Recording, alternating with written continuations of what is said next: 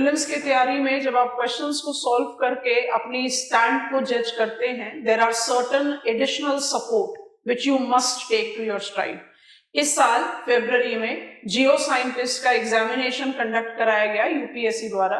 उसमें general studies के questions जो हैं वो ज्योग्राफी के साथ काफी कंपैटिबिलिटी रखते हैं, जो आपके अपकमिंग प्रीलिम्स एग्जामिनेशन में आपकी काफी मदद कर सकते हैं। इन्हीं क्वेश्चंस को लेकर 2-part सीरीज में हम आपके सामने आएंगे। What was the asked questions, how to solve such questions, और उससे रिलेटेड कुछ फैक्ट्स एंड फिगर्स जो आपको बाय डिफॉल्ट एक एनलार्ज कॉम्प्रिहेंशन देंगे, not just that this should be the answer. Second important thing that you should take to your stride is, हमने सारे PYQs essentially discuss किए हुए हैं for all the general studies sections. आप उनको जरूर देखें, इससे आपको अपनी प्रिपरेशन अप्रोच का जो रियल है, जिसको कहते हैं मिरर दिखाना, वो जस्टिफाई होगा। तो ये चीजें आपको मदद कर देंगी। और कुछ क्वेश्चंस जो इस एग्जामिनेशन के हम देखने वाले हैं, उसमें आपको बहुत नियर बाय, माने एकदम क्लोज प्रॉक्सिमिटी के आंसर्स मिल रहे हैं, जिसमें आप कई बार डिबेट करोगे कि आंसर एक नहीं दो सही है। तब आप इसमें appropriating the answer is what is the logic that you follow। तो कई चीजें समझने के लिए मिलती हैं even after completing your syllabus, relentlessly, judicially, तभी आप कहीं ना कहीं कुछ ना कुछ लूप होल्स मिस आउट करते हो, जो PYQ से आपको बहुत ज्यादा मदद मिलती है। तो right in front of us we are having some questions that have been asked in UPSC 2026 Geoscientist Prelims examination, which is going to have geography relation and can be helpful in our upcoming prelims examination. So let us get going with it. पहला question जो हमारे सामने दिखाई दे रहा है earthquake related question है, और question जो है फेस वैल्यू पर बहुत आसान है, बट आप इसको जब रीड आउट करना शुरू करते हो तो यू फाइंड ना कुछ तो डिफिकल्टी लेवल दिखाई दे रही है। Let me just read out the question. The basis of calculation of Richter magnitude in earthquake is. अब रिक्टर स्केल, रिक्टर मैग्नीट्यूड हम इतनी कॉमनली स्टडी करते हैं कि हमें लगता है हम तो आराम से कर लेंगे। Basis of calculation is being asked. You know that Richter scale is a quantitative measure of earthquake magnitude. इसी से related एक और question देखेंगे। Devised in 1935 by American seismologist Charles Richter and Benno Gutenberg। दोनों ही नाम काफी popular हैं and we are aware of it। जब आप रिक्टर स्केल की बात करते हैं, जो मेरे पास choices दिया हुआ, distance from the focus, amplitude of the largest seismic wave, it comes out to be the potential answer for me। amount of ground shaking, कई बच्चे इस पर कंफ्यूज होंगे। severity of destruction, नहीं, इसको हम largely intensity के साथ associate करते हैं। and when I talk about Richter scale, we take up the reference of magnitude। what is the magnitude of released amount of energy? तो अब B और C में मेरा choice क्या होना चाहिए? basis of calculation, have a look here। It is calculated based on log of maximum amplitude of seismic wave, which by default will be related to the ground shaking recorded by seismograph। तो क्या ground shaking लेना चाहिए कि amplitude? जरा pickup करते हैं। The scale is calculated using amplitude of the height of the wave on seismograph। Answer has to be this, not this। Confusion create होती है जब बिल्कुल नियर बाय चॉइसेस आपको दिखाई देते हैं। And I want to continue to read this. So the scale is calculated using amplitude. This directly correlates to intensity of ground shaking, and this is the repetition, you must be aware of it. एक बार revise जरूर कर लें। It is a base 10 log scale where each whole number increase represents 10-fold increase in measured amplitude and roughly 31.6 times more energy released। ये क्योंकि enormous amount of energy is what gets released। तो answer to this question has to be B, amplitude of the largest seismic wave। It has to be applied with the reference of amplitude because it is measured that way। So it will be your answer। Getting on to the next question। ये आपको revision में थोड़ी सी मदद कर देगा। आपको ये चीज पता चल जाएगी कि मुझे स्टेटमेंट्स को किस तरह से जस्टिफाई करना है। ठीक है, अब देखें जरा question. It is in regards to earth's interiors of the earth के चैप्टर से रिलेटेड क्वेश्चन है। थोड़ा सा फैक्चुअल है और कई बार हम फैक्चुअल क्वेश्चन में अटक जाते हैं। तो देखते हैं, क्वेश्चन कह रहा है which of the following statement related to earth is not correct. So सबसे पहली चीज है कि नॉट करेक्ट पूछ रहा है। Core occupies about 16% of the total earth's volume, correct है, रीड आउट कर लेते हैं यहां से। Earth's core occupies approximately 15 से 16% of the planet's total volume, while it makes up smaller portion of volume compared to mantle, which is 84%. तो मेरा ये statement भी correct हो गया।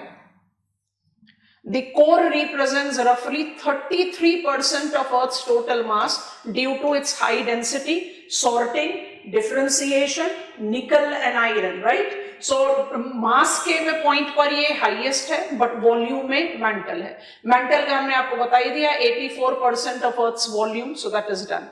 Then comes in Earth's mantle largely comprised of solid silicate rocks that are rich in iron and magnesium. The most common rock type is peridotite. Mantle is largely composed of peridotite. सही हो गया, समझ में आ गया। अब average density of continent crust, average density of continental crust is 2.7 grams पर cubic centimetre. थोड़ा सा बढ़ा भी ले तो 2.7 से लेकर 2.9 ग्राम्स पर क्यूबिक सेंटीमीटर 3 आता है ओशियानिक क्रस्ट का।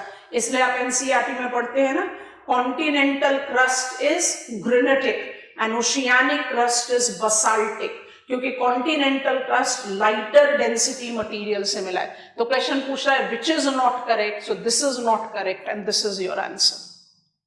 बहुत बेसिक क्वेश्चन है। एक बार क्या होता है, माने आप इस तरह के क्वेश्चंस को सॉल्व करते हैं तो आपको क्या बेनिफिट मिल रहा है, खुद सोच कर देखो। बेनिफिट क्या मिला, मुझे एक फैक्चुअल रिविजन आ गया। अगर मुझे इसी तरह का क्वेश्चन मिल जाता है तो जो बेसिक फैक्ट्स हैं वो हैव रिवाइज्ड, दैट बेनिफिट्स। और क्योंकि यूपीएससी लेवल का क्वेश्चन है तो डेफिनेटली हेल्प आउट कर ही सकता है। I get on to the next question now. It's about atmospheric circulation. Atmospheric circulation, global circulation, इन दो एक्सप्रेशंस को सिनोनिमस मत लेना। सबसे पहली चीज तो ये याद रख लो कि ग्लोबल सर्कुलेशन में एटमॉस्फेरिक सर्कुलेशन भी आता है और गाइयर सर्कुलेशन भी आता है। Gyre circulation is for the oceanic current system. Atmospheric circulation correlates with Hadley cell, Ferrel cell and polar cell. Question कुछ उसी से रिलेटेड है, हम इसको जज करते हैं पहले, फिर आपको बेसिक पॉइंट, बहुत बेसिक क्वेश्चन है। The sinking flow of top limb of Hadley cell promotes, जो एयर कॉलम इक्वेटर पर राइज करता है वो हायर लैटिट्यूड की तरफ स्प्रेड करते हुए कूल डाउन करके सबसाइड करता है। बट ये कूलिंग डाउन जो है उसके वर्टिकल राइज को रिस्ट्रिक्ट करती है।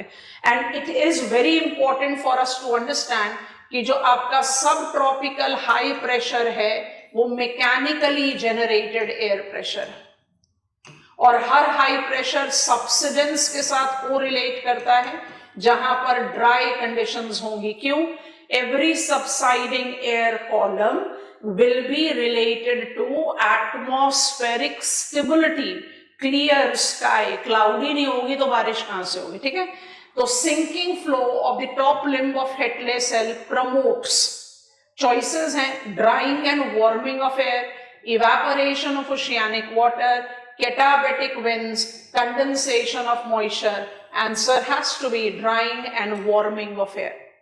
I hope you are getting it.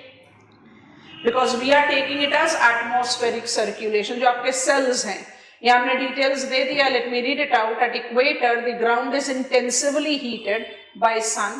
This causes air to rise, which creates low pressure zone of Earth's surface. Air continues to rise up to upper troposphere. Then air separates and start to move in both north and south. जो हमने आपको arrow में बना दिया. Towards pole. When it reaches about 30 degrees north and south, air cools and sinks towards ground, forming subtropical high pressure.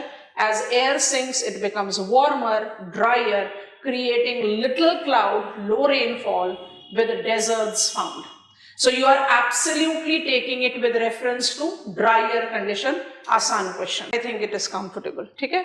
सो इसी को लेकर आप रिवाइज कर ले, आप रिवाइज कर ले जब आप जस्टिफाई करते हैं tricellular meridional circulation, how mechanically generated air pressures are created. बच्चे हमेशा ही कंफ्यूज रहते हैं एयर प्रेशर क्रिएशन का। आपको इसको जज करना चाहिए एंड लर्न करना चाहिए। आप किसी भी पॉइंट पर अपने आप को वीकर पॉइंट पर ना रखें।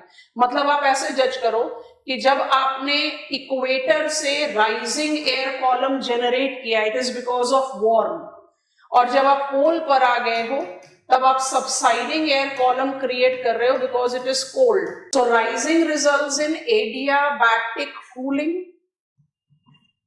जिन जिन बच्चों को ये टर्म्स मुश्किल लग रहे हैं, हमारे वीडियोस देखिए क्लाइमेटोलॉजी सेशन के, बहुत जरूरी है।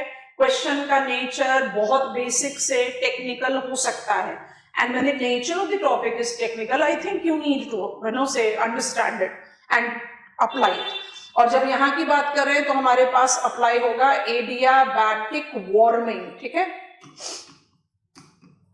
अच्छा, ये बात तो समझ में आ गई कि adiabatic cooling and adiabatic warming, this will be generating, जहां पर भी राइजिंग कन्वेक्शन है वो जनरेट करेगा लो प्रेशर, जहां पर भी सबसाइडिंग कन्वेक्शन है वो जनरेट करेगा हाई प्रेशर, ठीक।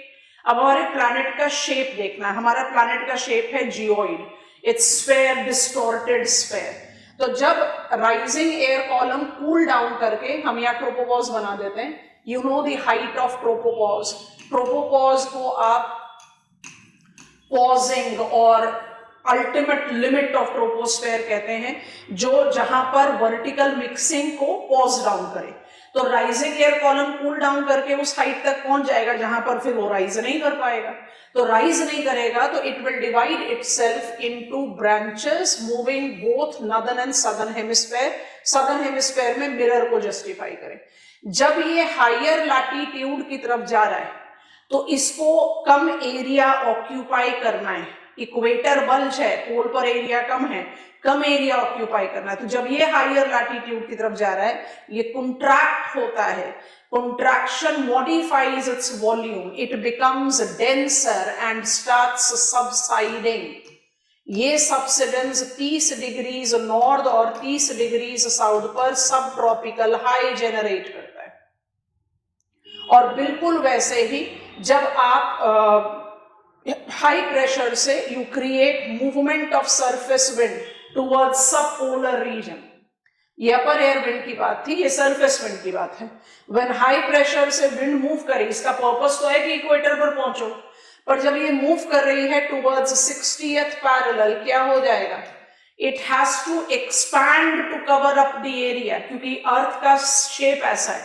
वो एक्सपेंशन की वजह से, वॉल्यूम इंक्रीज की वजह से ये लेस डेंस होकर राइज करती है, and that rising creates low pressure. और हर low pressure vertically over high pressure, हर high pressure vertically over low pressure क्योंकि जनरेट करता है, we create out tricellular meridional circulation. यही है ना आपका ट्राइसेल्स। इसका डायमेंशन जो है मेरिडियन के रेफरेंस पे लिया जाता है, इसलिए इसको मेरीडियोनल सर्कुलेशन बोलते हैं। And here is your Headley cell, here is your Ferrel cell, and here is your polar cell. मेरे ख्याल से बात समझ में आ गई। तो बहुत इजी गोइंग टॉपिक है, ऐसा नहीं कि मुश्किल है, बट यही चीज है कि आपको इसको स्पेसिफाई करना है अपने साथ में। जहां पर भी सबसाइडिंग एयर कॉलम होगा, it has to be dry. जहां पर भी राइजिंग एयर कॉलम होगा, it has to be wet. Simple. आगे बढ़ते हैं नेक्स्ट क्वेश्चन की तरफ। Question number 4, it is related to environmental studies, you can say so. It is related to the study that is correlated with man-environment relation. बहुत easy question है, हमने काफी बड़ा इसके साथ attachment आपको दे दिया है। Let us revise. The measure of biologic productive land or sea required to produce food, material and energy for human population is called ecological footprint. अब बेसिक क्वेश्चन है, मेरी नॉलेज में है तो रिवाइज कर लो। अब इस तरह के क्वेश्चंस को सॉल्व करने के साथ एक और रैशनल जो है, जो हम आपको समझा रहे हैं, बाकी सारे दिए गए ऑप्शंस को भी रिवाइज कर लेना चाहिए। पहले तो हम आंसर को ही जज कर ले। An ecological footprint is sustainability metrics measuring the amount of biologically productive land water area required to produce resources for human population to consume and absorb its waste using the current technology. It was proposed by William Rees in 1992. 1992 Earth Summit के साथ relate करता है. It acts as a tool to compare human demand on nature against Earth's ecological capacity, इसलिए इसको ecological footprint बोलते हैं. तो answer तो मेरा आ गया है. अब मेरे से पूछ रहा है लिविंग प्लैनेट इंडेक्स क्या है. Living planet index is the leading science based indicator of global biodiversity health.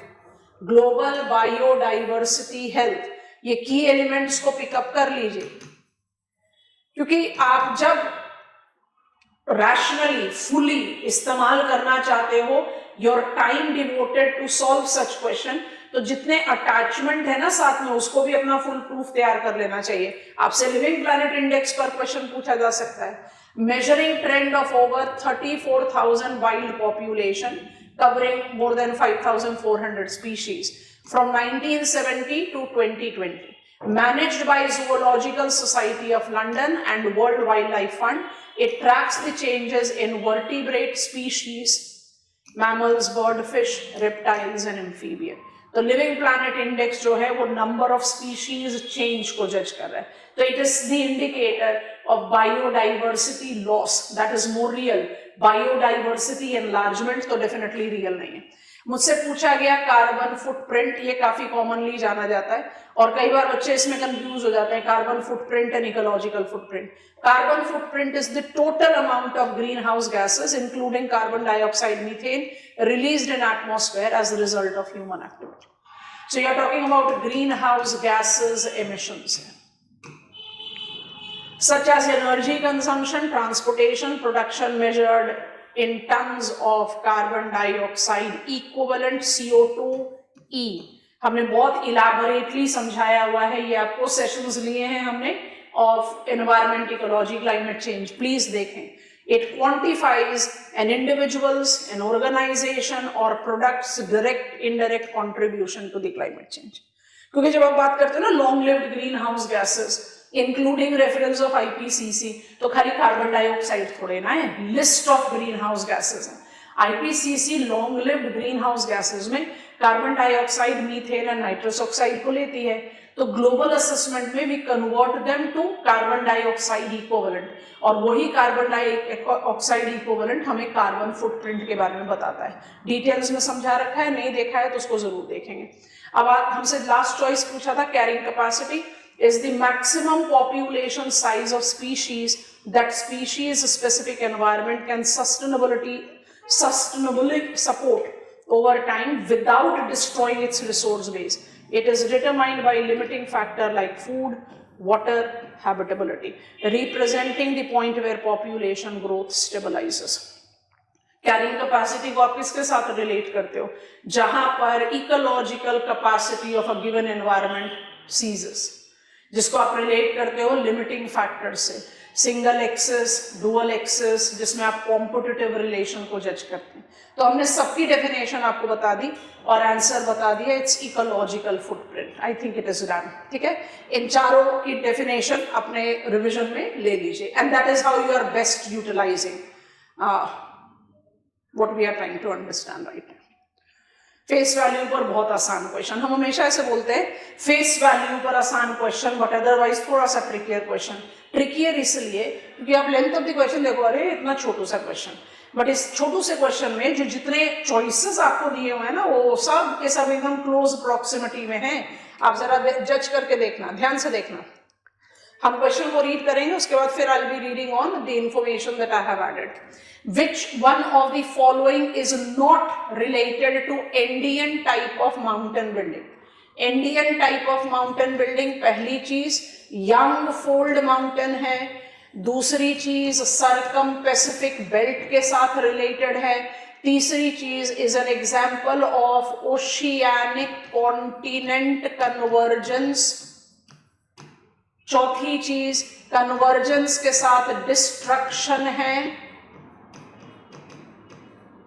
Destruction has created lengthiest linear trench of the world, Peru Chile trench.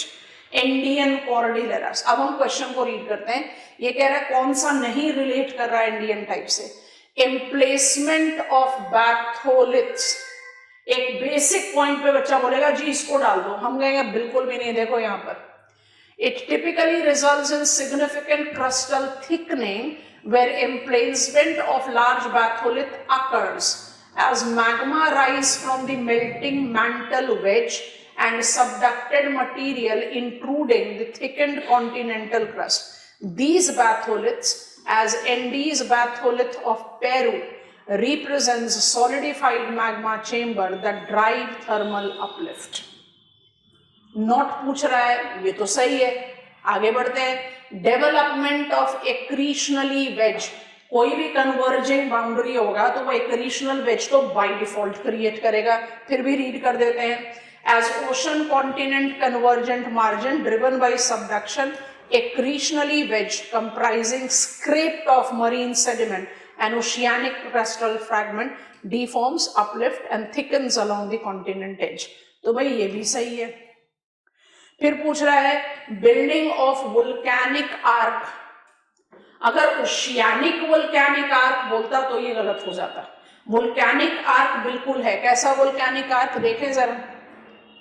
An oceanic plate subdues beneath continental plate resulting in chain of volcanoes, जिसको continental volcanic arc बोलते हैं, formed by magma rising through thickened crust। तभी तो आपका पूरा Indian chain में, come on count करो, mount Cotopaxi बहुत नोन एग्जांपल है, एज एक्टिव वोल्केनो है, तो it is related to volcanic arcs, continental arcs. अब बच गया ग्रेविटेशनल कोलैप्स। रीड करें, यही है आंसर।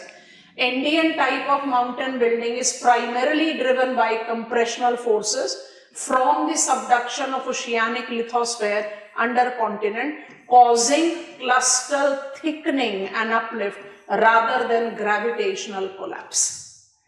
crustal thickening हो रहा है, upliftment हो रहा है, gravitational collapse थोड़े ना होगा, जहां पर compression and you are creating which type? Continuous subduction. सोच कर देखें, नॉट करेक्ट में ऐसा लगता है कि वोल्केनिक आर्क्स, क्योंकि हम फेस्टून्स को किसके साथ रिलेट कर देते हैं? फेस्टून्स को हम रिलेट कर देते हैं विद ओशियानिक कॉन्टिनेंट कन्वर्जेंस, पर यहां तो सिर्फ वोल्केनिक आर्क्स बोल रहा है, तो कॉन्टिनेंट वोल्केनिक आर्क्स हो सकते हैं। ठीक है, तो हमने ये सारी चीजें इसके साथ ऐड कर ली। क्रीशनली वेज भी रिवाइज हो गया, ग्रेविटेशनल कोलैप्स भी रिवाइज हो गया, you have revised volcanic arc and also batholith. ठीक, ओके जी, आगे बढ़ेंगे नेक्स्ट क्वेश्चन की तरफ। फिर से काफी आसान क्वेश्चन है, कुछ अटैचमेंट साथ में है, उसको भी देख लेते हैं। आई विल नॉट से it's a trickier question, easy, very easy going question. Which of the following landforms is commonly found at the base of waterfall? River as an active agent of gradation, glacier during the melt or ablation can create waterfall. Waterfall को आप depth fall of water from certain height justify करते हैं। ठीक है, ये पूछ रहा है base of waterfall, it has to be plunge pool। ये रहा मेरे पास plunge pool का diagram, it's a photograph। Normally हम डायग्राम को रिलेट आउट कर देते हैं। I think this makes much sense.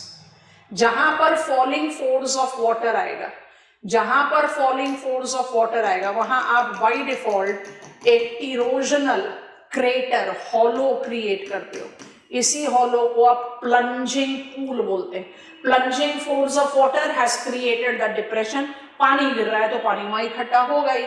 Plunge pool of waterfalls are deep erosional basins scored into riverbed directly beneath waterfall, created by shear force of falling water, hydraulic action and abrasion from trapped rock and sediment. ये हो गया। अब आपसे पूछ रहा है potholes, rapids and arroys, सबको जज कर लो। Potholes क्या हैं? Bowl shaped depressions or hole on road surfaces. It's largely of asphalt surfaces. Asphalt or concrete caused by traffic wear, water infiltration, freeze-thaw cycle and breaks up the pavement. तो potholes वहाँ गया। Rapids. Rapids are fast-flowing turbulent section of river where water surface becomes agitated, often forming white water, foamy water. माने it is jumping, hopping down the slope. They are caused by steep gradients, shallow rocky riverbeds, or obstructions like boulder. So speed breaker gives you rapids. Rapids को हम preceder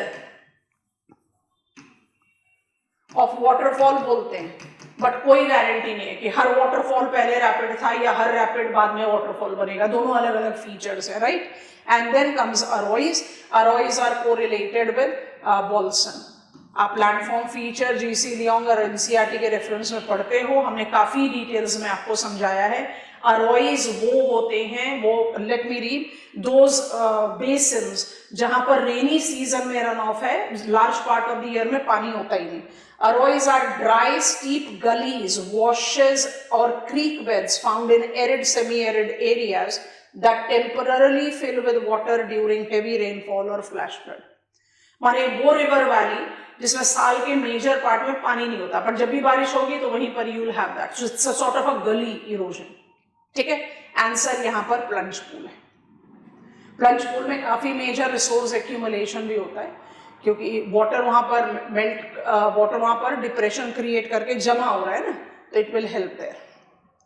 अच्छा जी, फिर से landform पर question है. Fluvio glacial deposition.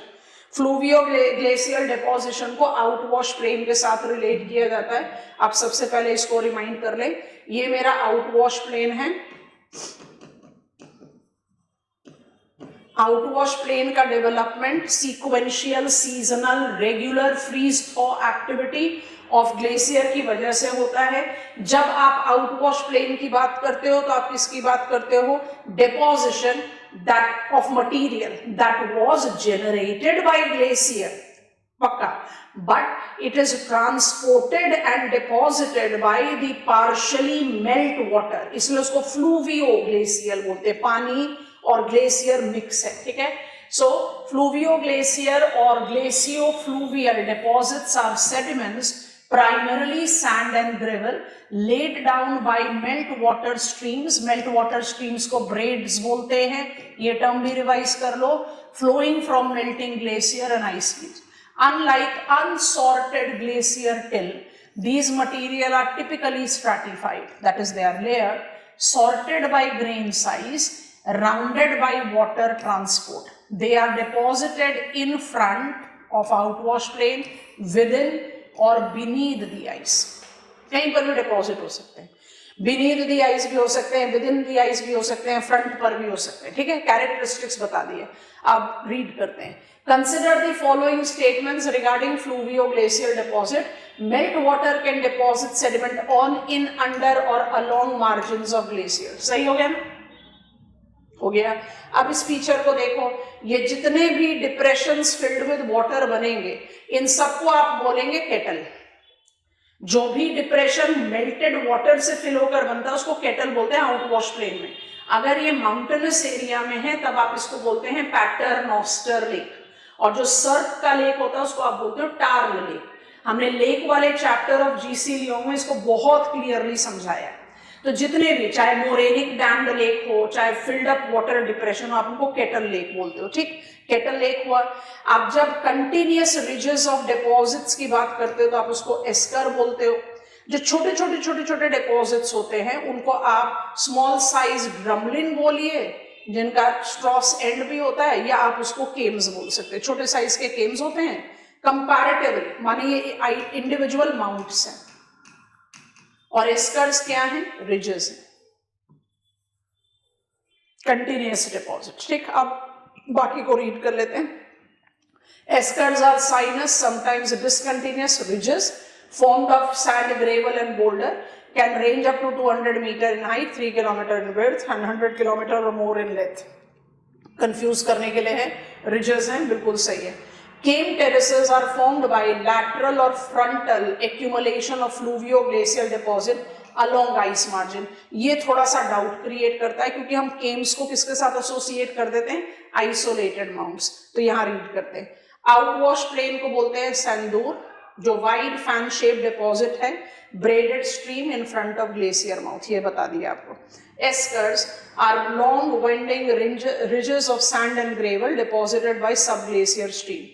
Cames, ध्यान से सुनना, mounds or hills formed by sediment deposited in glacier hollows and came terraces, ridges deposit along the sides of the glacier, along the ice margin.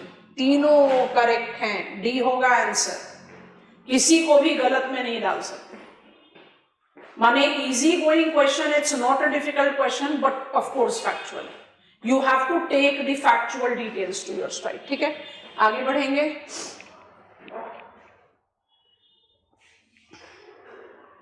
वुल्केनिज्म, intrusive vulcanism and principle of stratigraphy, सब कुछ combined है। Principal of stratigraphy क्या कहता है, सबसे पहले इसको पढ़ो क्योंकि यही उसी के साथ रिलेटेड है ये क्वेश्चन। ठीक है, तो stratigraphic top to bottom study, commonly known as stratigraphic analysis और stratigraphic correlation, is the scientific examination of rocks layer or strata in their vertical chronological order to interpret geological history. अब आप ऐसे सोच कर देखो सिंपल टर्म्स में, जो stratigraphic approach है वो कहता है low line strata is always older than over line strata. ये पहले डिपॉजिट हुआ होगा, ये बाद में डिपॉजिट होता है। ठीक है, geological history, environment and relative. This approach relies on laws of superimposition which dictates that undisturbed sequence, younger layer are on the top and oldest are at the bottom. ठीक है, ये है आपका stratigraphic। अब कह रहा है which one of the following can be used to understand stratigraphic top and bottom? वुल्केनिज्म में पढ़ते हो, डाइक इज वर्टिकल और नियर वर्टिकल, डिस्कॉर्डेंट फीचर कहा जाता है। सिल इज हॉरिजॉन्टल और नियर हॉरिजॉन्टल, कनकॉर्डेंट फीचर कहा जाता है। बैथोलिथ इज मैसिव प्लूटोन, जिसकी अलाइनमेंट इतनी मुश्किल है कि हम उसको ना तो कंकॉर्डेंट में डालते हैं ना डिस्कॉर्डेंट में डालते हैं, कहते हैं जी मैसिव है, क्योंकि उसकी अलाइनमेंट बड़ा मुश्किल है। और बैथोलिथ के साथ आप हमेशा जेनोलिथ को कोरिलेट करते हैं। I think you have recalled that, काफी डिटेल्स में हमने आपको समझाया। Pillow lava, pillow lavas are ideal for determining stratigraphic top bottom. Pillow lava vulcanism में बहुत क्लियरली समझाया हुआ है, young in direction study because of their unique formation process underwater which leaves behind clear indicators directionally. Pillow shape, they have convex rounded, इस तरह का shape होता है ना पिलो लावा का, क्रेटर से। upper surfaces molded concave, lower surfaces that fits against below. तो ये give you the in principle of stratigraphy। और जब डाइक और सिल की बात करेंगे तो ये intrusive cut across strata, meaning they do not inherently show top bottom sequence. बिल्कुल सही, आपका जब principle of cross cutting relation को आप अप्लाई करते हो या आप जब principle of cross bedding relation को अप्लाई करते हो तब आप कहते हो magma intrusions will always form younger feature. भाई होस्ट पहले है, आपने इंट्रूड किया और उसके बाद आपने सॉलिडिफाई कर लिया, तो आप तो यंगर हो गए ना, ये ओल्डर है, पर वो स्ट्रैटिग्राफी सीक्वेंस नहीं दे पाता। वो सीक्वेंस कौन दे रहा है? पिलो लावा। ठीक है, तो पिलो लावा इसमें अप्लाई है। Otherwise of course relative time में आप सबको अप्लाई कर सकते हो। बैथोलिथ हमने आपको बता दिया है, massive deep seated pluton, so it goes that way. तो पिलो लावा होगा इसका आंसर। अगले क्वेश्चन की तरफ बढ़ते हैं। प्लेट टेक्टोनिक थ्योरी, कंफर्टेबल, बहुत आराम से। रेमिनेंट ओशन पढ़ो पहले, फिर हम क्वेश्चन की बात करते हैं। The remnant ocean basin is a shrinking deep water basin located between colliding continental margins or an arc trench system. It represents final stage of ocean closing, often filled with thick turbid sediments. They are characteristics of oblique convergent boundaries. Remnant ocean basin पूछ रहा है भाई। Convergence, divergence ocean basin create करता है, convergence ocean basin को खत्म करता है। कन्वर्जेंस जहां जहां होगा we can have the presence of remnant basin at different stages. ठीक है, तो remnant ocean basins are sinking ocean basins caught between colliding continent margin और आर्क ट्रेंच सिस्टम, ये हमने यहां पढ़ दिया। Modern day example of this is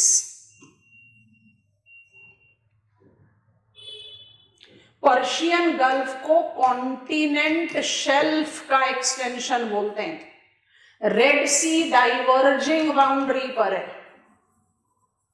and Santa Barbara basin on land feature है। ये हैं आपके primary modern examples of remnant ocean basins include Bay of Bengal, Moluccas Sea, Pacific Ocean, Mediterranean Sea. Pacific Ocean की शुरुआत हुई है shrinking में। आपको पता है कि पूरा Pacific ocean is known for what? Trenches. Pacific ocean कुछ समय बाद कैसा हो जाएगा? मेडिटेरेनियन सी जैसा, बे ऑफ बंगाल जैसा, Sea of Moluccas, East Indies में मोलक्कस आइलैंड भी है वहां पर, ठीक है। Bay of Bengal basin answer. Okay जी, next question, here we are. Oceanography, easy, very easy. Diagram भी ऐड किया, आप आराम से डायग्राम को जस्टिफाई भी कर सकते हो। मुझे डेप्थ को याद नहीं करना है। शेल्फ 100 से 200 मीटर, शेल्फ ब्रेक जहां पर कॉन्टिनेंटल शेल्फ खत्म हो जाता है, तो ये मेरा कॉन्टिनेंटल शेल्फ है। इसका जो ब्रेक है, अगर हम इसको 3 डायमेंशनल बना दें, तो ये मेरा शेल्फ है, और जहां शेल्फ खत्म हुआ उसको आप बोलते हो शेल्फ ब्रेक। उसके बाद जो आपका स्लोपी एरिया शुरू होता है उसको आप बोलते हो कॉन्टिनेंटल स्लोप। उसके बाद आपका ओशन फ्लोर में जो कॉन्टिनेंट राइज है वो लेयर्स ऑफ डिपॉजिटेड सेडिमेंट है, जिसको आप कॉन्टिनेंट राइज बोलते हो। तो abrupt transition point, continental slope, steep incline, continental rise, gently sloping, accumulated sediments. ठीक, क्वेश्चन क्या पूछ रहा है? Which one of the following represents the correct order of geomorphic subdivision of an oceanic realm from shoreline to deep water? क्या होगा? Inner shelf, shelf break, continental slope, continental rise. इसके बाद add कर दो deep sea plain, ठीक है ना? B होगा answer. Continental shelf, shelf break, continental slope, continental rise, deep sea plain. यहां पर कॉन्टिनेंट राइज की जगह ट्रेंच ऐड कर सकते हैं, ट्रेंच फिर डीप सी प्लेन, क्योंकि डीप सी प्लेन होगा कौन सा क्रस्ट? डीप सी प्लेन होता है oceanic. Oceanic is basaltic, heavy है, और कॉन्टिनेंटल क्रस्ट है granitic. So that makes the difference. Getting on to the next question, Deccan trap series, Dhanjori volcanic, आप ये बिल्कुल पढ़ते हैं और बहुत आराम से जज करते हैं इसको। ये इंडियन रिफ्ट वैली सिस्टम है जिसमें सारे रिफ्ट में मैग्मा इजेक्ट आउट नहीं हुआ। आप जब डिमार्केट करते हो रिफ्ट वैली सिस्टम का, तो Deccan trap is an umbrella expression. Panjal trap and Rajmahal trap उसका रीजनल डायमेंशन है, जिसको आप रिलेट करते हो ना कि ट्रैप कंट्री का हिस्सा है, राजमहल हिल्स है, you take reference of Satpura, Satmala. वो जो धनजोरी वोल्केनिक्स है वो यहां पर है, सिंहभूम क्रेटन में। It relates to 2500 plus million years old, तो ये ओल्डेस्ट है। माने इसको किसके साथ रिलेट कर रहे हो? Shield. Where it is in Jharkhand, जहां पर आप को रिलेट करते हैं धारवाड़ सीरीज, अडोब ऑफ मेटालिफरस मिनरल्स। बाकी सबको आप एसोसिएट करते हैं अपर मेसोजोइक एंड सेनोजोइक से, जिसको आप टिपिकल डेक्कन ट्रैप के साथ रिलेट आउट करते हैं। ठीक है, ओके, नेक्स्ट क्वेश्चन। ओहो, ये मिस हो रहा है हमारा। अभी हमने आपको बताया Dharwar series which is metalliferous अडोब। अब इसको देखें, which one of the following coal lignite field does not belong to Gondwana period? Gondwana relates to bituminous, और इंडियन कोल डोमिनेंटली बिटुमिनस है, कोल इंडिया लिमिटेड के डोमेन में है। ठीक है, तो Damodar valley coal, Mahanadi valley coal and Wardha valley coal Gondwana है। Lignite जाएगा नई वैली से, टर्शरी फील्ड कोल से। ठीक है, नॉर्थ ईस्ट तमिलनाडु में है Neyveli lignite corporation India, Neyveli lignite corporation पहले बोलते थे, अब एनएलसी लिमिटेड बोलते हैं, operates major open cast lignite mines in Neyveli Tamil Nadu with additional operation in Barsingsar इन राजस्थान। तो नाइवेली होगा। और इंडिया के जो मेजर कोल फील्ड्स हैं गोंडवाना रीजन के, वो झारखंड, उड़ीसा, छत्तीसगढ़, वेस्ट बंगाल, मध्य प्रदेश और तेलंगाना में, और ये लार्जली एसोसिएट करते हैं रिवर बेसिन से। इसमें इब रिवर ऐड कर दिया है। Odisha is a top producer with Talcher, तो तालचर किसके साथ जाता है? ब्रह्मणी रिवर, ठीक है ना। रिसोर्स डिस्ट्रीब्यूशन की जब आप बात करते हो तो दामोदर वैली है, महानदी बेसिन है, आपको रिलेट करते हो जैसे हमने कहा ब्रह्मणी से, Wardha, Wardha coal relates to Maharashtra, Godavari coal relates to Telangana, Ramagundam, Kothagudem, Singrauli, all of them, Singareni, sorry not Singrauli, Singrauli is in Madhya Pradesh. तो ये आंसर होगा इस क्वेश्चन का, not to Neyveli, not to Gondwana is Neyveli, बाकी सब गोंडवाना के। टिपिकल एनसीईआरटी बेस्ड क्वेश्चन, आसान सा क्वेश्चन, ज्यादा मुश्किल नहीं। पोरोसिटी और परमिएबिलिटी पे तो यूपीएससी बहुत मेजरली पीछे पड़ा हुआ है। आपने 2025 में प्रिलिमिनरी में भी ये क्वेश्चन एनकाउंटर किया था, तो ध्यान से जज करके पिकअप कर लो जितने भी कैरेक्टरिस्टिक्स जस्टिफाई होते हैं। हम बिल्कुल नहीं कह रहे कि क्वेश्चन दोबारा से आ जाएगा, बट इस तरह के क्वेश्चंस थोड़े से कंफ्यूजिंग होते हैं, specially when it comes up with such statement. और हमारे प्रीलिम्स में तो इसको और कंफ्यूजिंग करा देते हैं कि विच of the given statement is correct, only 1, 2, all 3, 1 and 2, you know, at that kind. So it becomes more difficult. So we want to take up the crux of the question. तो crux of the question कह रहा है, which of the following statements regarding porosity of sedimentary deposits are not correct? UPSC prelims examination for civil services में not correct थोड़ा सा less appearing type of question होता है but कम होता है। अच्छा जी, पोरोसिटी क्या है? Porosity is measure of void space within a material such as rock, soil or sediment, defined as a ratio of pore volume to total bulk volume expressed as percentage. It determines material capacity to store fluid.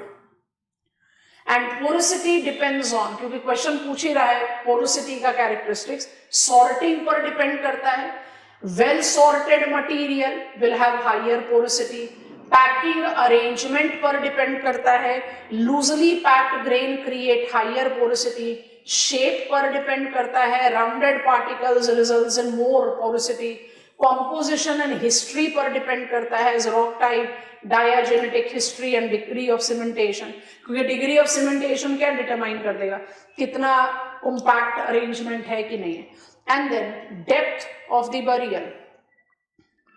Porosity generally decreases with age and depth due to increased compaction. ठीक, अब read करते हैं। Porosity depends on shape and arrangement of individual grain particles, बिल्कुल सही। Porosity depends on degree of cementation and compaction, बिल्कुल सही।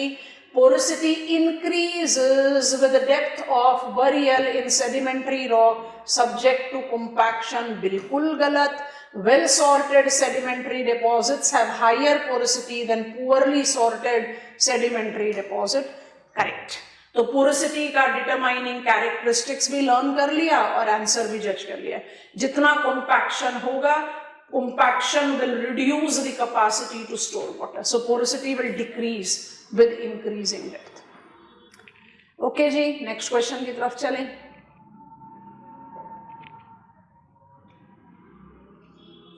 UPSC prelims में पूछा गया क्वेश्चन है, इस बार इस एग्जामिनेशन में पूछ लिया, रिवाइज कर लो, थोड़ा और इन डेप्थ रिविजन में चले जाओ, टाउन्स को पिकअप कर लो। When I take reference of India, the 7th largest country of the world, which are the important graticule that I correlate with it? तो important graticule मेरे लिए तो ट्रॉपिक ऑफ कैंसर है, और जब आप tropic of cancer 23.5 degrees north की बात करते हो तो it has to travel from Gujarat via Rajasthan, Madhya Pradesh, Chhattisgarh, Jharkhand, west Bengal, Tripura and Mizoram. तो हमारा आंसर क्या हो गया? 8। Tropic of cancer passes through how many states? और यही मुझे यहाँ पर सब ट्रॉपिकल क्लाइमेट बताता है और यहाँ पर ट्रॉपिकल क्लाइमेट बताता है। ठीक है, हमने एक एडिशनल फैक्टर डाल दिया। हमारा जो प्राइम मेरिडियन है 82 डिग्रीज एंड 30 मिनट्स ईस्ट, 5.5 घंटे यूनिवर्सली कोऑर्डिनेटेड टाइम से आगे, वो कहाँ कहाँ से पास ऑन कर रहा है। तो अगर आप अप्लाई करो इसको तो उत्तर प्रदेश, मध्य प्रदेश बबल में डाल देते हैं, छत्तीसगढ़, ओडिशा एंड आंध्र प्रदेश।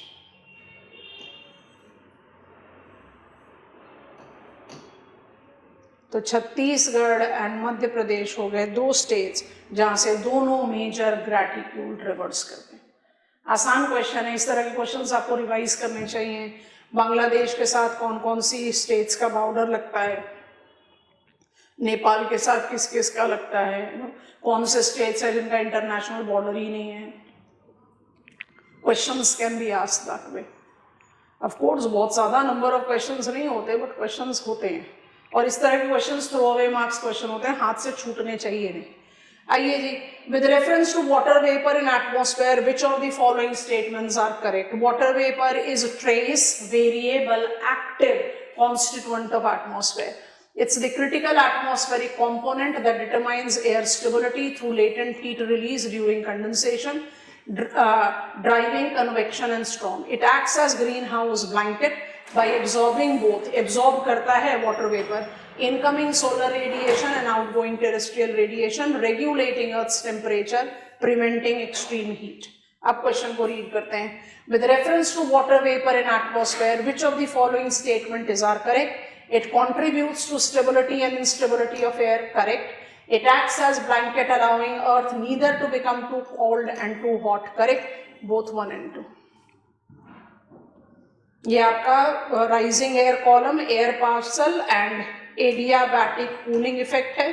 ये जब कंडेंसेशन लेवल पर आ जाएगा इसको आप cooled below dew point temperature बोलते हैं, and that leads to condensation. तो बाय डिफॉल्ट स्टेबिलिटी और इंस्टेबिलिटी को जस्टिफाई करता है water vapour. Dry air column cools faster than moist air column, तो स्टेबिलिटी इंस्टेबिलिटी को जस्टिफाई करता है। एडियाबैटिक लैप्स रेट के बारे में बात करें। क्वेश्चंस काफी सारे हैं, इसलिए आप decided to take it in 2 sessions. आज एक लेंगे फिर आपको दोबारा बताएंगे। प्रोटो प्लैनेट अर्थ, अब ये सिंपल सा लॉजिक को पिकअप करो, फिर हमने तो खैर डायग्राम ऐड कर ही दिया है। Planetary process of development of planet earth had been a long process, और इस प्रोसेस में जब एक प्रीमोर्डियल मास अपने आप को टेरेस्ट्रियल प्लैनेट में कन्वर्ट कर रहा था, उस समय वो अपने लिए प्रोटो एटमॉस्फेयर भी जेनरेट कर रहा था। Proto atmosphere by default was having more volatile gases with it as hydrogen, helium, followed on by carbon dioxide, methane, water vapor as the principal constituent. आज का एटमॉस्फेयर में ये सारे कॉन्स्टिट्यूएंट ट्रेस हैं, और जो मेजर कॉन्स्टिट्यूएंट है वो नाइट्रोजन एंड ऑक्सीजन है, as all of us know. तो क्वेश्चन मुझे एवोल्यूशन ऑफ एटमॉस्फेयर बेस्ड पूछ रहा है, तो मैंने अपना डायग्राम ऐड किया है। Atmosphere, Earth's atmosphere has changed through time, and these changes have been coupled with biotic evolution.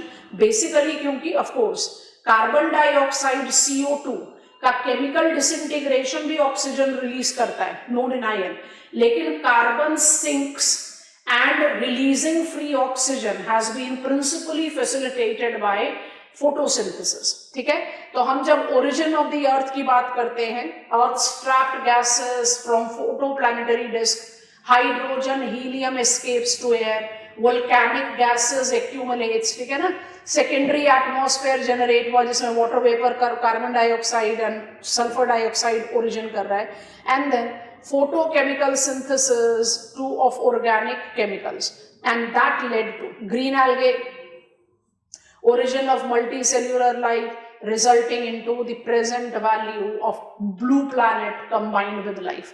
तो मेरा क्वेश्चन सिंपल सा पूछ रहा है, the earth in its initial phase of formation was a hot object with a thin layer of atmosphere. आज तो atmosphere 10,000 kilometre की height पर है, तब थिन था। comprised of? Has to be this. Because we were detached part of a sun, star. Proto-atmosphere or primary atmosphere was a fleeting hydrogen helium rich layer acquired from solar nebula during the early formation. ठीक हो गया? Hydrogen helium. Nitrogen oxygen तो आज की date में सबसे prominent है. यहां पर कार्बन डाइऑक्साइड को लिया जा सकता है as one of the major, but nitrogen नहीं आएगा. Argon, methane, methane can be, वही चीज है. ये आ सकता है, ये आ सकता है, बट ये गलत है, इसलिए हाइड्रोजन हीलियम. ठीक है, okay.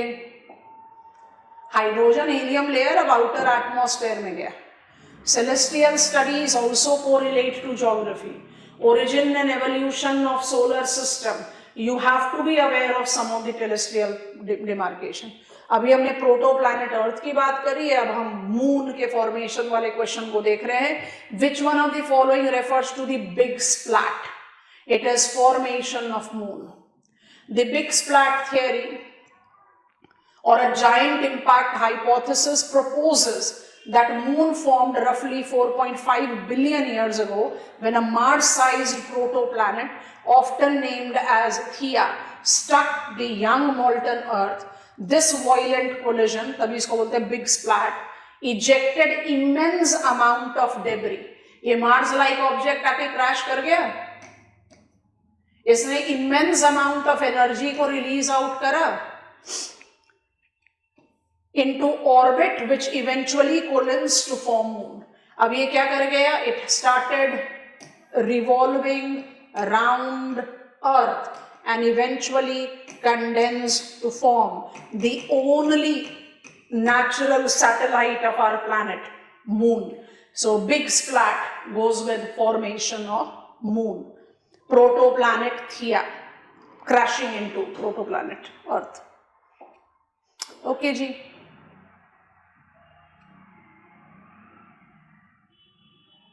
Weathering.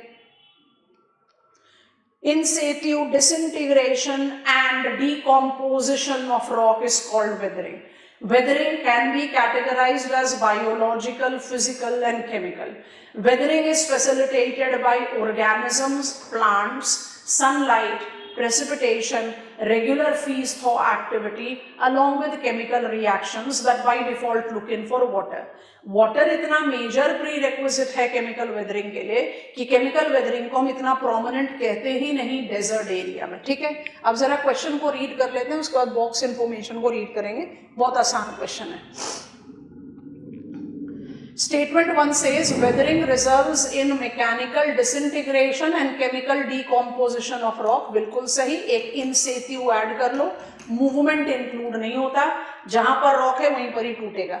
Weathering is controlled by geologic and geomorphic processes but is independent of climatic factor. कतई नहीं, गलत. कमॉन, रेगुलर फ्रीज thaw तो क्लाइमेट पर आएगा, प्रेसिपिटेशन क्लाइमेट पर आएगा, टेम्परेचर क्लाइमेट पर आएगा. रादर वेजिटेशन को भी इनडायरेक्टली आप क्लाइमेट पर लेकर जाओ. तो आंसर तो हुआ 1 is correct and 2 is not correct. ठीक है. Weathering is primarily determined by climatic factors, rock type and biological activity. High temperature and moisture accelerate chemical weathering. Freeze-thaw cycle drive physical breakdown. Time, slope and surface exposure also influences speed of disintegration. Climate को कैसे कह सकते हैं? Not influencing of course. तो geologic, geomorphic processes भी हैं and climate भी. ठीक.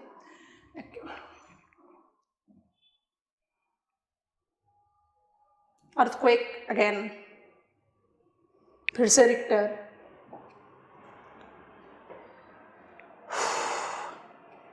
हमने मॉडिफाइड मर्कली स्केल के जो 12 इंडिकेटर डेवलप किए, that has given us the justification of overlap, कि आप उसको रिक्टर स्केल के साथ ओवरलैप कर सकते हैं, क्योंकि high magnitude of earthquake by default is going to create more destruction. ठीक.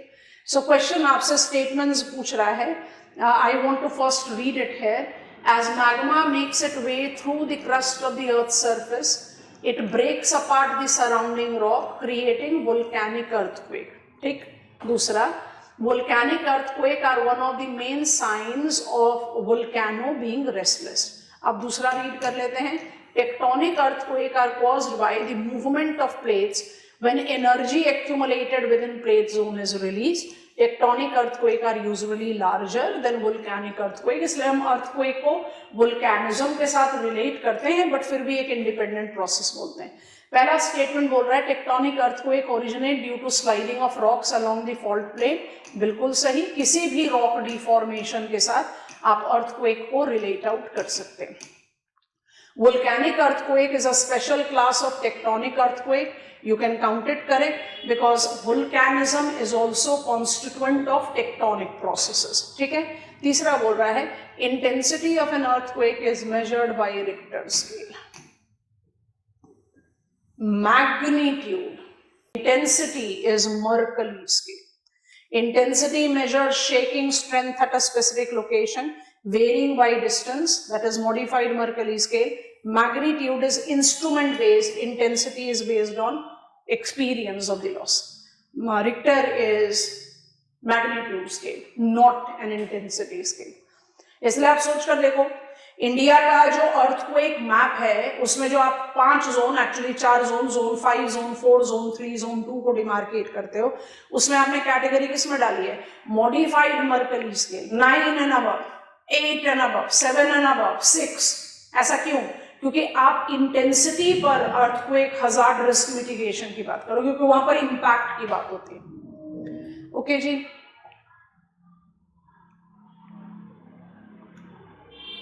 Simple question on atmospheric temperature. Incoming solar radiation is a secondary source of atmospheric temperature. Outgoing terrestrial radiation is principal source of atmospheric temperature because atmosphere is compositionally such that it acts as near transparent medium for short wave radiation, that is short wave radiation that is incoming, and is opaque medium for long wave outgoing radiation. और जो हम कहते हैं almost transparent, उसमें हम ये ultraviolet harmful radiation from sun को absorbed by ozone by default delete out करते हैं. You take that into account. ठीक, अब पढ़ते हैं इसको. Consider the following statement regarding terrestrial radiation. Insolation received by Earth is in short waves. Earth's energy heats the atmosphere from below. The short wave radiation from Earth is absorbed by greenhouse gases. गलत हो गया ना? Cooler the body, longer is the radiation wavelength. इसलिए figure add किया. ये जो आपका gamma, x-ray, ultraviolet, visible spectrum, infrared and radio wave है, increasing energy is creating shorter wavelength. Decreasing energy is increasing wavelength. Sun का surface temperature 6000 degree Celsius है and planet Earth का surface temperature minus global warming 15.2 degree Celsius है. तो incoming solar radiation तो short wave होगा, outgoing terrestrial radiation को long wave होना है. तो ये तो गलत हो जाएगा ना. Short wave radiation from the earth, गलत. 1 and 2. Okay. Contemporary geopolitical map based question, आप कुछ भी बोलिए. क्वेश्चन पूछ रहा है फिलाडेल्फी कॉरिडोर. आपने न्यूज़पेपर में जरूर इसके बारे में पढ़ा होगा. फिलाडेल्फी कॉरिडोर ये रहा. This is Philadelphi corridor. आप नोटिस कर रहे हो गाजा स्ट्रिप, इजराइल, काफी एनलार्ज मैप है, और ये इजिप्ट है. तो इजिप्ट का ये कौन सा एरिया हो जाएगा? Sinai. Philadelphia corridor, Israel want to retain the control with border of Egypt. ठीक है. क्वेश्चन है आपसे फिलाडेल्फी कॉरिडोर के लिए. This is the critical 14 kilometre long, 100 metre wide, demilitarised buffer zone along entire Gaza Egypt border. तो ये तो मेरा आंसर आ गया. Stretching from Mediterranean sea to Kerem Shalom crossing. Kerem Shalom crossing इधर पर है.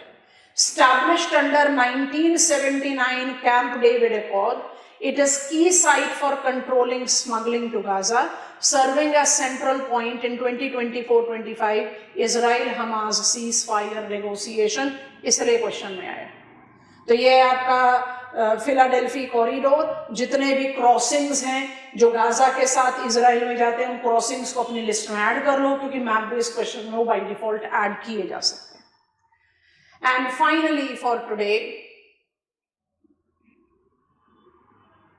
ये क्वेश्चन ना थोड़ा सा खतरनाक टाइप का क्वेश्चन है। इस क्वेश्चन को जज करने के लिए आपको ये रिमार्केट करना पड़ेगा that when I simply calculate, I identify international date line, बहुत बार पढ़ चुके हो, देख चुके हो। ये मेरा चुक्ची पेनिनसुला है और ये मेरा सी वर्ड पेनिनसुला है। ये हमने जो शेड किया है हम इसके बारे में बात कर रहे हैं। तो Chukchi peninsula is in Russia, Siberia, और सी वर्ड पेनिनसुला है अलास्का में, ठीक है। और ये क्वेश्चन आपका प्रिलिमिनरी 2025 यूपीएससी सिविल सर्विसेज में भी आ गया है। तो आपसे पूछा इंटरनेशनल डेट लाइन का जो है बेंड क्या है, तो 180 डिग्रीज लॉन्जिट्यूड का पहला बेंड जाता है to make Chukchi in eastern hemisphere, दूसरा बेंड जाता है टू मेक अलूशियन, यहां लिख देते हैं, इन वेस्टर्न हेमिस्फीयर, क्योंकि अलूशियन यूनाइटेड स्टेट्स ऑफ अमेरिका के हैं। नदर्न हेमिस्फीयर में तो ये है। उसके बाद जब आप साउथ में जाते हो, you have got this very typical bend, because यहाँ पर बहुत सारे फ्रैगमेंटेड आइलैंड्स हैं, जो किसको, यू कैन सी इट है, जो किसको डिमार्केट कर रहा है, किरीबाती, ये किरीबाती के साथ, ठीक है। तो मेरे पास जो तीन मेजर बेंड्स हैं, तीनों के नाम याद कर लो। एक चुक्ची पेनिनसुला है, एक अलूशियन आइलैंड है, और एक Kiribati islands with long island, है ना, ये पॉलिनेशियन आइलैंड। अब आपसे क्वेश्चन पूछा है विच ऑफ द फॉलोइंग, तो मेरा आंसर तो अलूशियन है। कई बच्चे कुक आइलैंड के साथ कंफ्यूज करेंगे। कुक आइलैंड न्यूजीलैंडिक आइलैंड है, उसका लोकेशन आप यहाँ पर ले लीजिए, I am writing C. Solomon Island is associated with the region that is related to Melanesia. I am attempting it here. और बोनिन आइलैंड जो है वो जापान का आइलैंड है, जिसके नेम पर इस ट्रेंच को हम बोनिन ट्रेंच बोलते हैं। तो Bonin, Solomon and Cook island को आप इंटरनेशनल डेट लाइन के जिगजैग के साथ बिल्कुल रिलेट नहीं कर सकते हो। Cook island by default is correlated with 160 degrees west, ये चीज को डिमार्केट कर लेते हैं, 160 डिग्रीज वेस्ट अप्रोक्सीमेटली। तो ये इतना वेस्ट है कि इसमें आप जिगजैग वाला डोमेन नहीं डालते, तो मेरा आंसर अलूशियन ही होगा। By default when I take up Aleutian it is in western hemisphere, when I take up Cook island it is in western hemisphere, Bonin, Solomon eastern hemisphere, ठीक है। Answer is Aleutian. Aleutian politically belongs to United States of America. I'll be taking up another session with some more 20 questions that have appeared. जब भी revision cycle में हो तो इन questions को जरूर notice करें। जहां पर डिफिकल्टी लग रही है, सारे सेशंस, सारे जनरल स्टडीज के सेशंस हमने अपलोड किए हुए हैं मैं हमारे यूट्यूब चैनल पर। जरूर जाइए, टॉपिक को सिलेक्ट कीजिए प्लेलिस्ट के थ्रू और उस वीडियो को देखिए। You will definitely have the clarity that you are missing in, if you are missing in, and keep on practicing because that gives you what is your level, आप कहाँ खड़े हो, क्योंकि वही चीज डिसाइड करेगा कि आप एग्जामिनेशन में कैसा परफॉर्म करेंगे। Bye bye from me.